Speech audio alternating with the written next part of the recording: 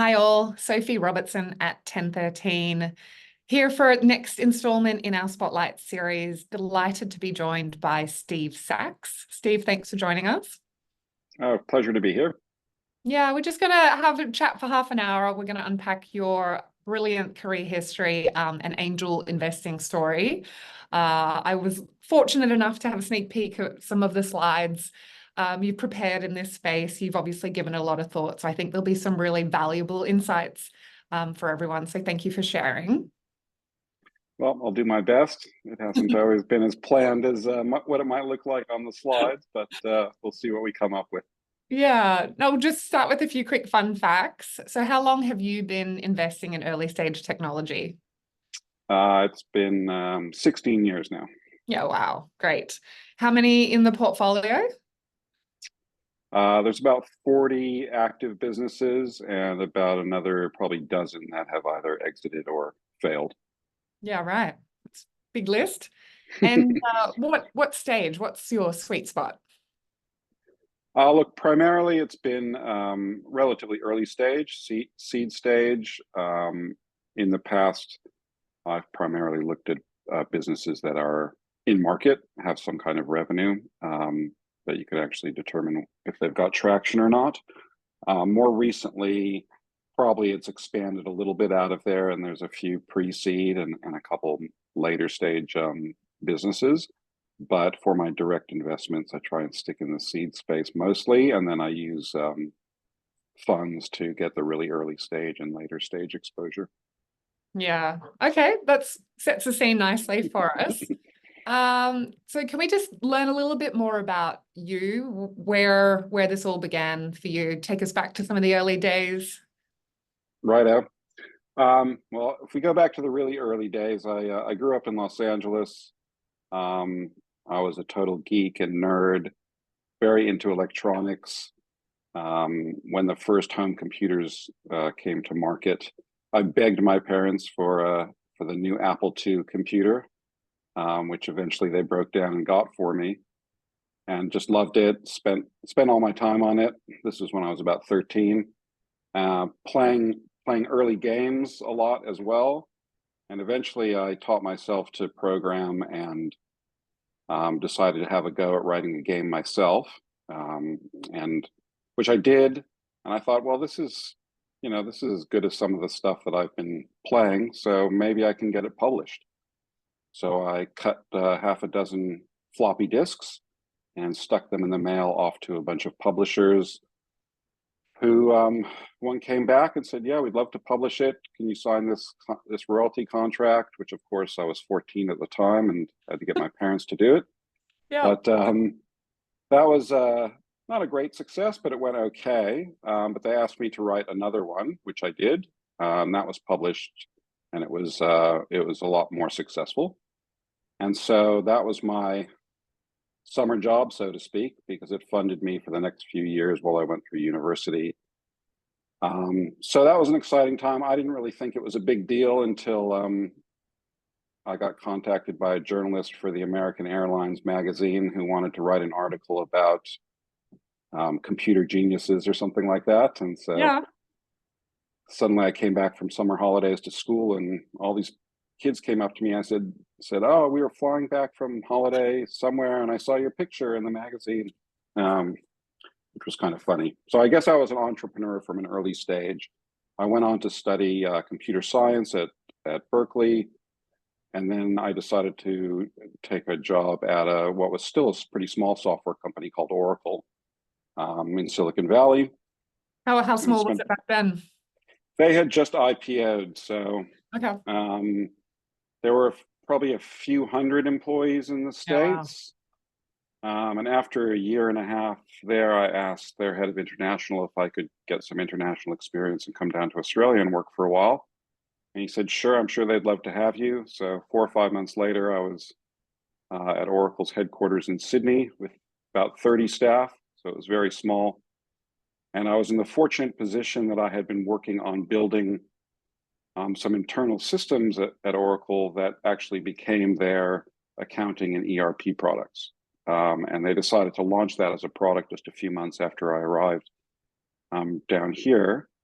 And so I was the only person who knew how it worked. Okay. So I got to be part of the launch team that launched that product set throughout Asia Pac, hiring support and consulting and training pre-sales people and all that good stuff. And I did that for a couple of years in Sydney and a couple of years up in Hong Kong. And then I decided that maybe it was time to try doing my own thing. I felt like I could probably provide better service to customers than Oracle was. And so I started a consulting business based in Sydney, which went extremely well. Very lucky timing. This was the early 90s. Large enterprises were all trying to replace systems because of Y2K. And so we did very well with Oracle. Then another software company called PeopleSoft set up down in Australia. And then another software company called Siebel, which was a CRM product, probably the first CRM product, started up in Australia as well. So we built relationships with all of them and had quite a thriving business across Australia when a whole bunch of the big companies came along, realizing there was money to be made. And we got in a bit of a bidding war with a few different buyers and ended up selling the business to Deloitte, where I was a partner for a few years running that part of their practice. And then when my golden handcuffs came off, I left and took some time off, and eventually got asked by a friend if I could come in and run a project for this new CRM system they had just bought. And that was actually Salesforce's first big customer in Australia.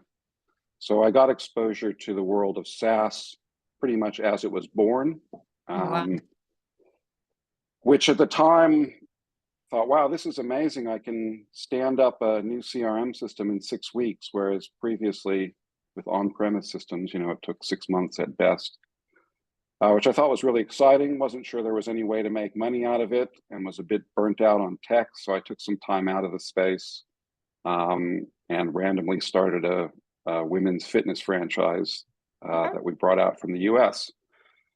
And that was also, relatively successful. And I eventually sold that to my other shareholders in the business and was ready to get back into technology. So Salesforce and SaaS, when I started out, that acronym didn't even exist. But of course, this was probably 2010. SaaS was, a real thing, and Salesforce and a whole bunch of other software companies started coming to market with similar business models. So I ended up, against my better judgment, building another small consulting company, which I eventually merged into a larger one, and then went through a series of different roles, both in startups and running sales for some organizations, until about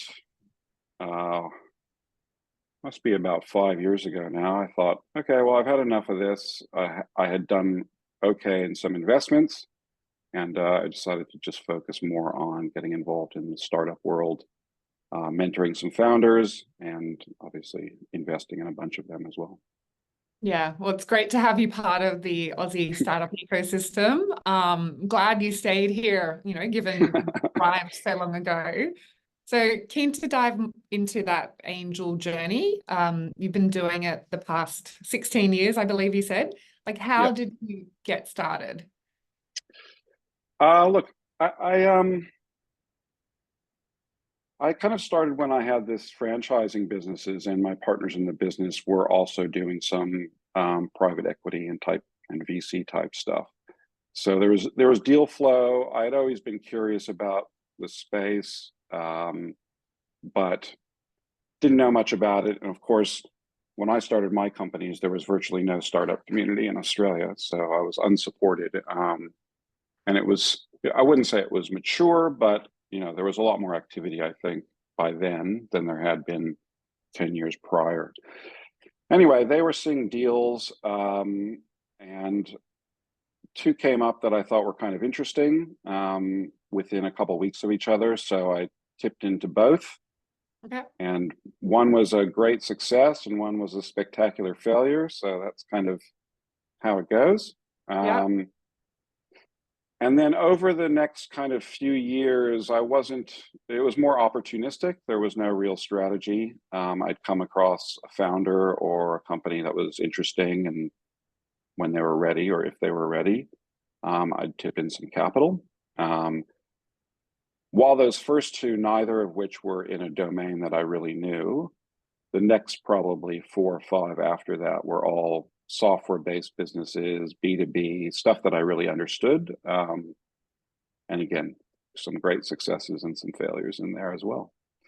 And so I kind of split my angel investing journey into 2 cohorts. So the first sort of 9 or 10 years, I probably made a dozen investments, Okay.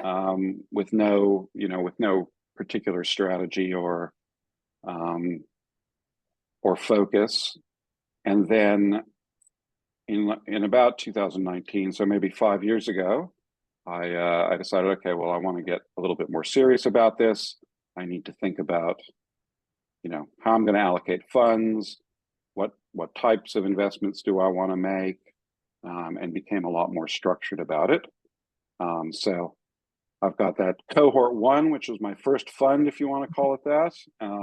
Luckily, it's been successful enough that most of this next set of investments that I've made in the past 5 years have been really just recycling capital that had come back from the original investments. So I've been quite lucky that way. And then I guess it was 2020 or 2021, I did the VC Catalyst course at the Wade Institute, which was really helpful in terms of, helping design a structure, help sort of examine, what I was looking for and how I was going to get there. And so that's the deck that you've seen some of, or at least a revised version of it. Yeah. Well, I'm really keen to dig in deeper into what you learn in that course and how you sort of think about it now in cohort 2. But if we can just go back to sort of cohort 1, you sort of mentioned there's been a few failures. What have you learnt from those early failures? What have I learned? Well, I think the first thing is knowing if you're going to do direct investments, not through a syndicate, obviously, getting to know the founder and what their failure points might be is a really good place to start. Which I've known all along, but maybe paid less attention to it than I should have in some cases. And the other thing that I've learned is that you can be incredibly surprised. I mean, there are businesses that I thought a couple of years in, no chance, mentally written off, never going to see it again. And then suddenly 3 or 4 or 5 years later, they've figured it out. They've done really well, and they get out of there. So, there's a lot of art, not a lot of science, in my opinion. And there's a reason they call it patient capital as well. I know with Steve Baxter's early portfolio, he's got similar stories in there. Some of the huge winners and exits sort of, a few years prior, you never would have picked them as the one. So yeah. Were there any? Sorry. Go ahead. Were there any early influences for you? You sort of mentioned a few other people in your circle doing PE and VC investing. I imagine this is pre, Jason Calacanis and books like that. Where did you get your inspiration and guidance and influence from? I mean, a lot of it was gut. By that point, I had been in and out. I had built and sold a couple of businesses, so a lot of it was just based on my own experience. I did know a couple people who are also similarly quite new into investing in this sort of asset class. So we were all kind of fumbling along, trying to figure it out as we go along. Interestingly, there were a couple clients that I had in my Salesforce business, very entrepreneurial CEOs of, businesses that were well past the startup stage.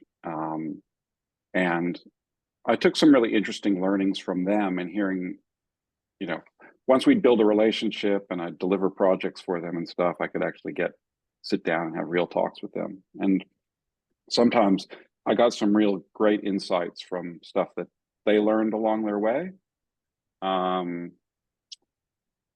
Yeah, I don't think Jason was around yet. I think Venture Deals was a book that had Oh already been yeah. written. So I read that at one point, which was kind of helpful from the mechanics and the legalities and so forth. But yeah, it was a journey of trial and error, really, and it still is.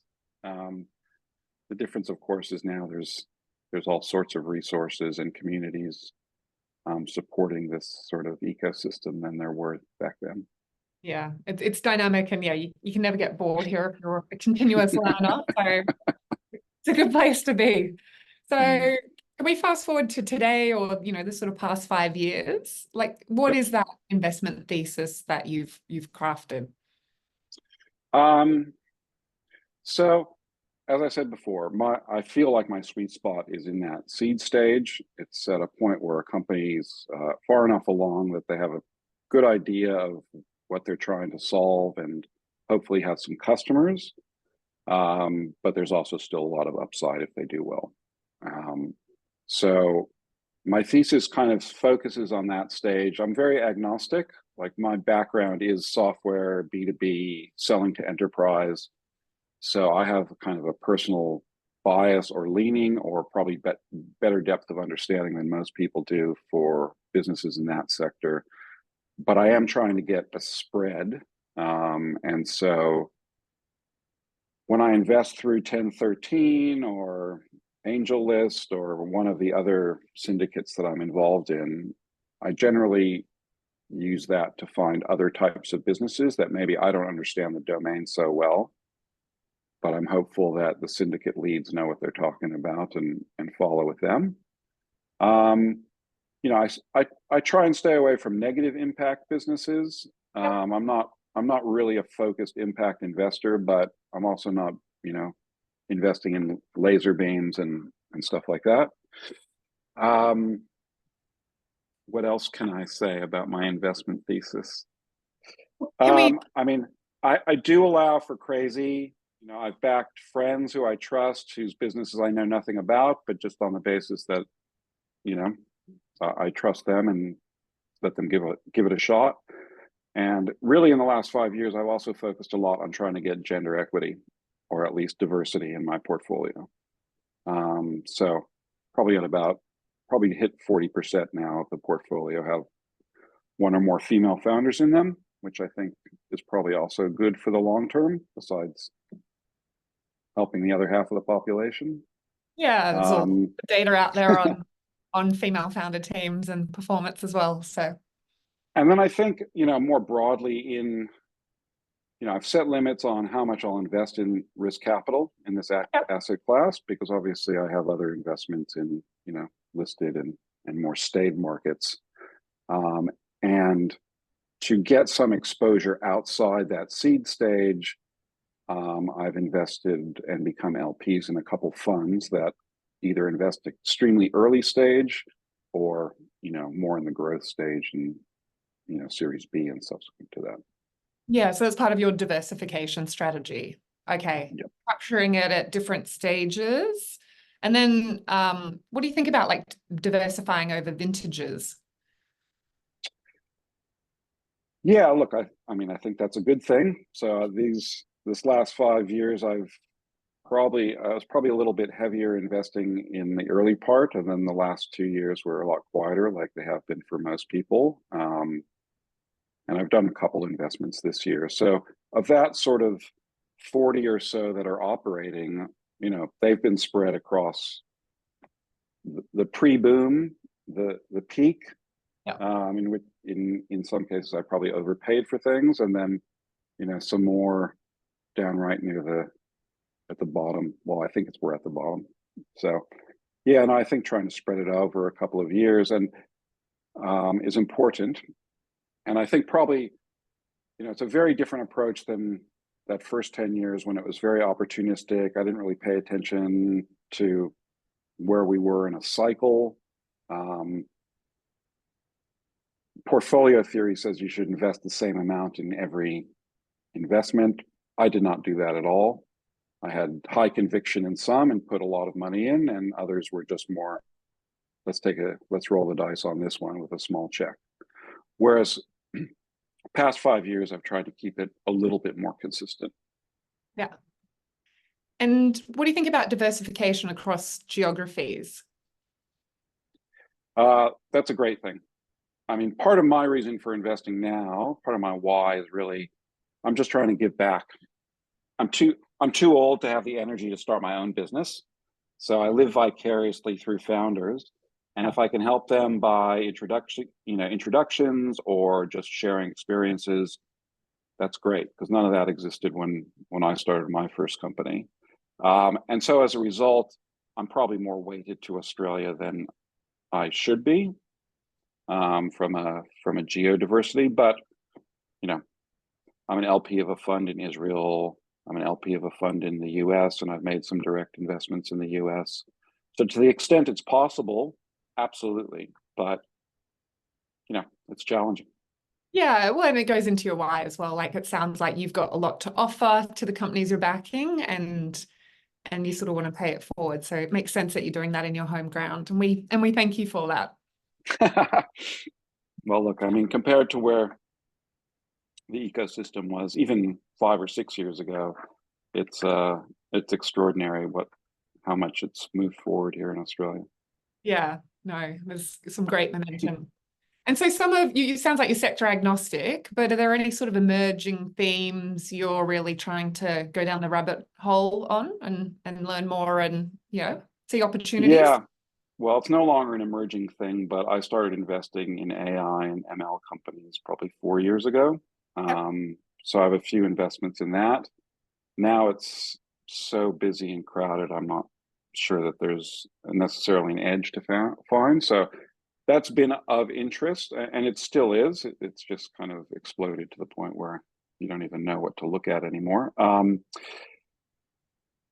And some interest in robotics. Don't have a lot of investments in that space. Interested in some of the quantum computing stuff that's happening, but I don't think I have any investments yet.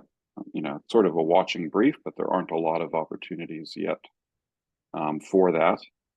And then look, I've invested in a couple companies that are climate focused and ag tech focused. I'm supportive, but I don't understand those industries very well. So again, I rely on others to tell me which ones make the most sense. Yeah. And perhaps a bit of a practical question, but you've got a very broad and long-standing portfolio. How do you actually keep track of that? Are there any tools or resources you use that work for you? Yeah, Excel. Yeah, I think that's a common one. Yep. Can't beat it. Yeah, look, I mean, I know that there are tools out there, for sure, but I mean, it's a slow moving industry. Yeah. In the sense that it's patient capital, right? It's 10 years probably, or maybe even longer before you know what happens. And so things don't change much. So you just kind of add a line to the spreadsheet every time you make a new investment, and away you go. I probably have become better. I never did this in the early days, but more recently, I'll often keep notes, my equivalent of a deal memo on my investments, Yep. just so I can look back when I'm really old and see where I made the smart decisions and the dumb ones. But yeah, if you know of any good tools that might be better at it, that'd be great. But it's easy with a spreadsheet. And when you're investing through,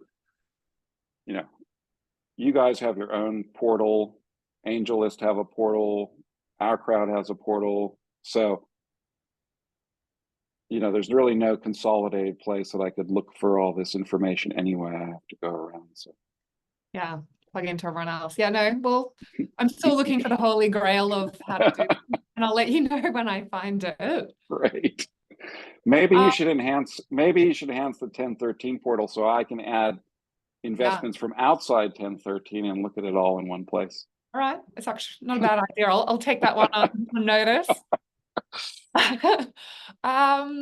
I'd love to understand a bit more. Like you said, you write your own internal deal memo or points. Can you just double click on that a bit more and explain like your decision-making process any due diligence you do? Obviously, it's different for a fund versus syndicate versus direct, but Yeah. still that.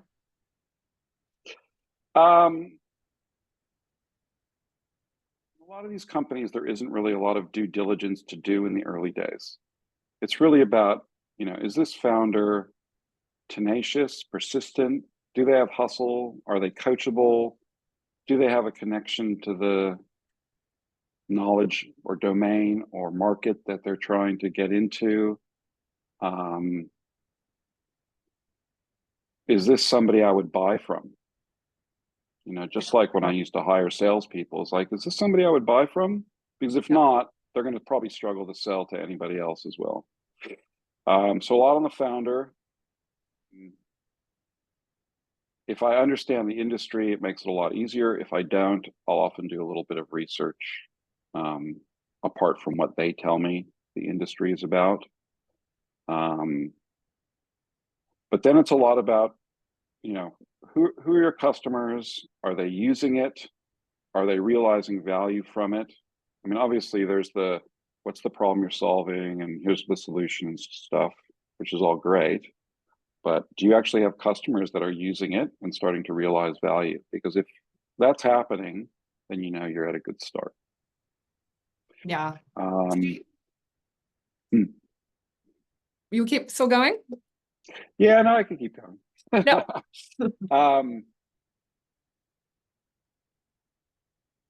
A lot of the other stuff at an early stage is not that important. I mean, competition, sure. Size of market, sure. But if you've got a good offer, if what you're doing is actually solving somebody's pain, the market's almost always big enough. So I don't tend to worry about that too much. And similarly with competition, it's good to know what's out there.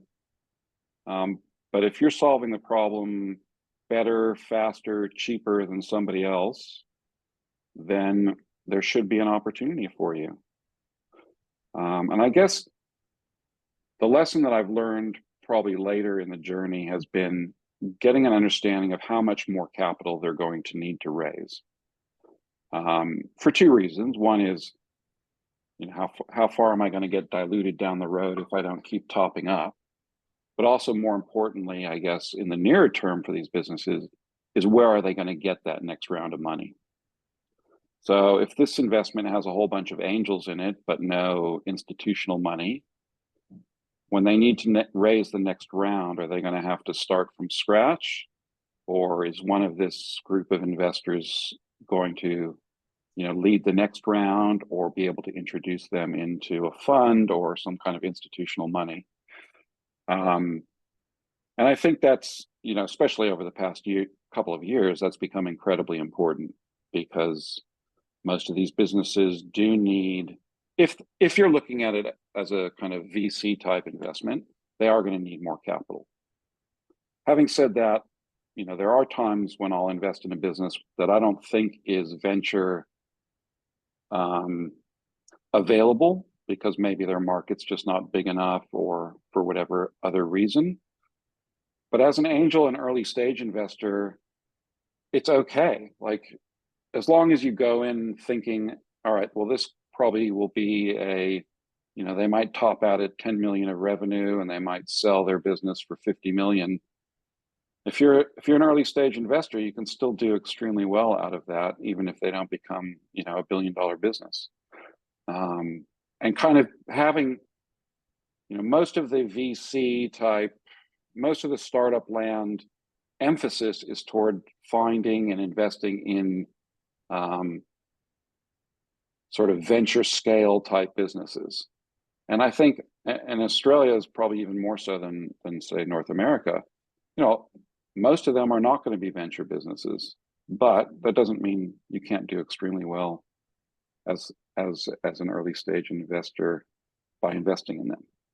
And so having some kind of understanding going in of what you think the potential is for the business is probably important. Yeah. So do you want to see, so what's the advice for a founder in a pitch? They've got 30 minutes with Steve Sachs. What's the one or two key questions you're looking for comfort on? Well, look, I want to know what problem they're solving, how they're Yep. solving it, what the ROI is for a customer if they buy it and use it, and what their traction is, how much success they've had so far in improving that. I mean, really, that's the crux of it. Yeah. You can ask questions, and I will ask questions to the founder to try and assess some of those qualities that we're all looking for. But I think, when I do direct investments, it tends to be a relationship has been built over a period of time. It's not just a pitch and I make a decision. And so I think some of those qualities only emerge after you have some kind of relationship with the person.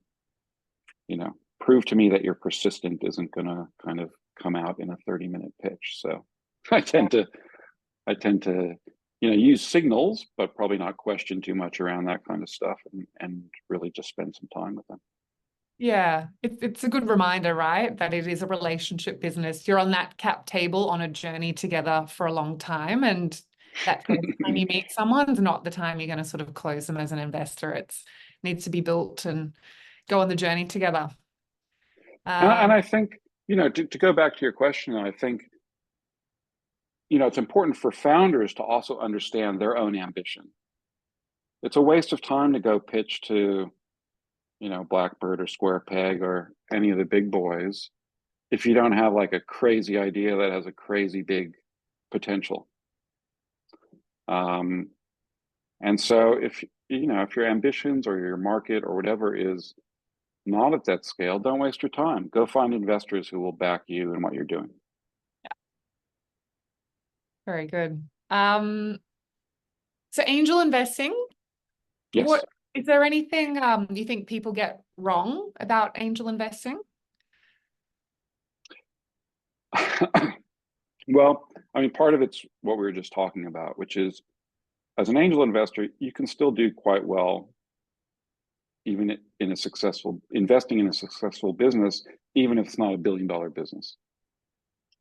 And I think a lot of early, I see the angel investment community that's developed over the past 3, 4, 5 years, right? And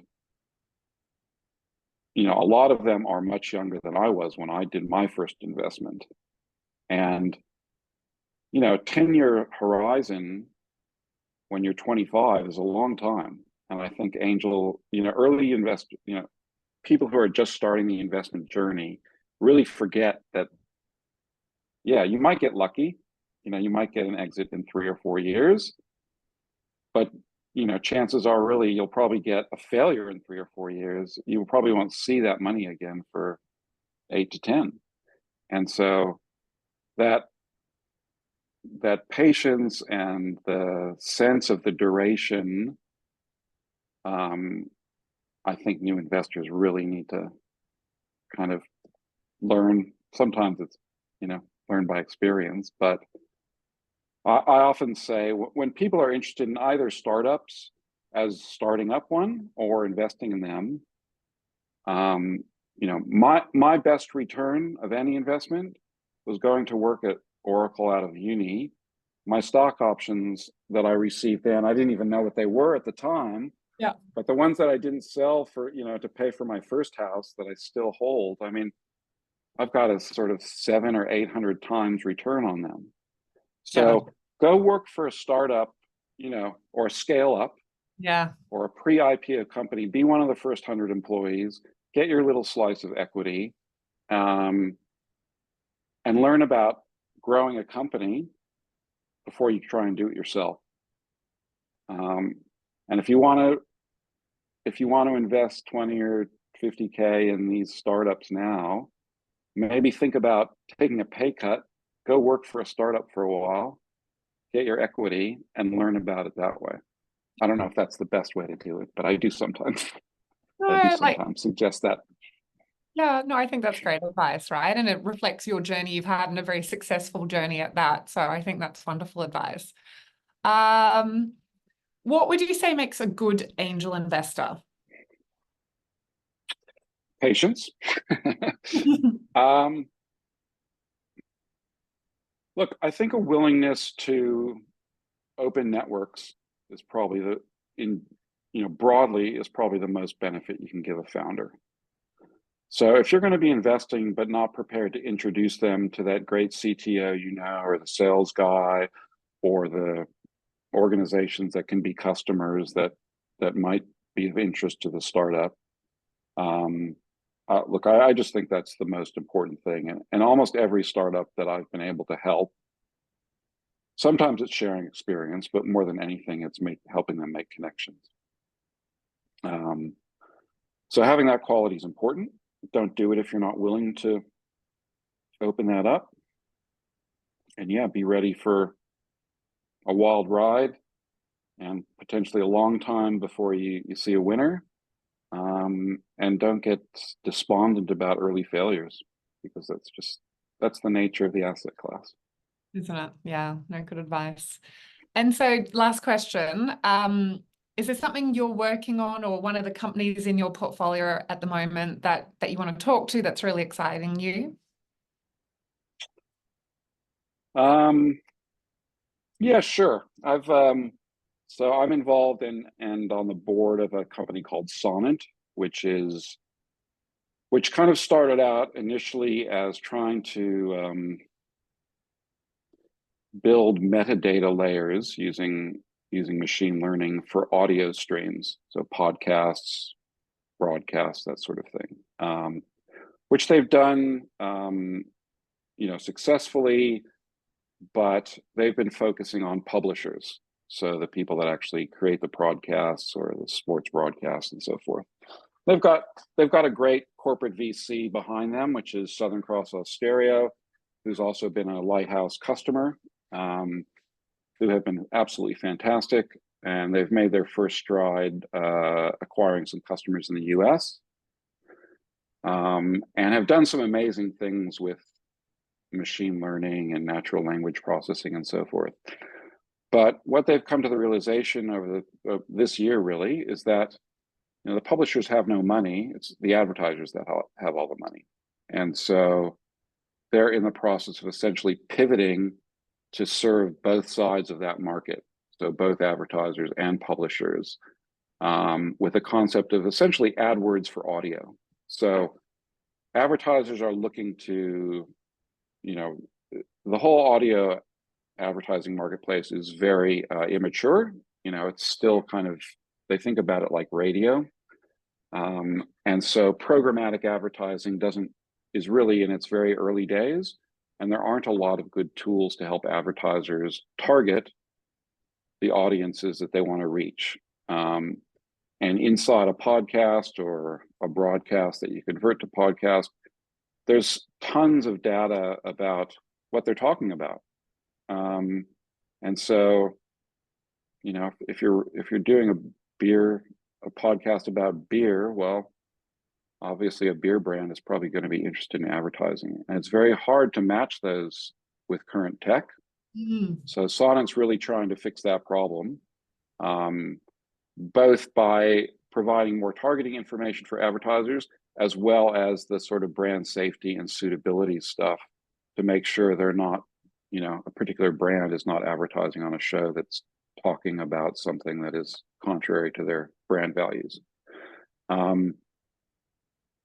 So it's been a pretty interesting ride. And, they're just in the process of doing this pivot and trying to secure advertisers to take on the other side of the business. And yeah, we're optimistic that it's going to take off from here, but we'll see. You definitely need lots of optimism, but thank you for sharing that story Yes. with us. I'd love to spend all day and sort of, dive into each of the ones in the portfolio, but we'll do that. I don't know. I know a lot about that one because I'm on the board, but some of them I barely know what's going on. So that's right. You gotta diversify and lean into some more than others. So Steve, a huge thanks to you for joining us. Really great to learn of your early story and, angel investing journey over the past 16 plus years. Thank you for your time, and yeah, look forward to seeing you in person soon. Great. Thanks, Sophie. Good to chat. Be in touch. Thanks.